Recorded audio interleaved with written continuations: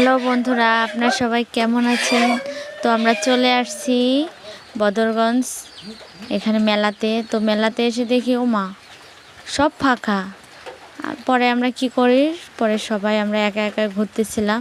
তো এখানে মূল যে আকর্ষণীয় সেটা হচ্ছে এখানে টিকিট লটারি সিস্টেম আর কি। এই কারণে সবাই ওই লটারি কাটার জন্যই যায়। তো আমরাও দেখতেছি কেউ নাই, এই কারণে আমরাও লটারি কাটতে গেলাম। এই যে লটারির টিকিট আমি কাটলাম, কাটার পরে এখানে দিলাম, দেখি ভাগ্যে কী আছে।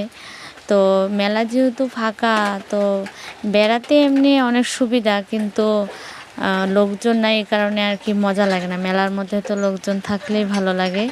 তো এখানে আমরা ঘুরে ঘুরে দোকানগুলো দেখতেছিলাম।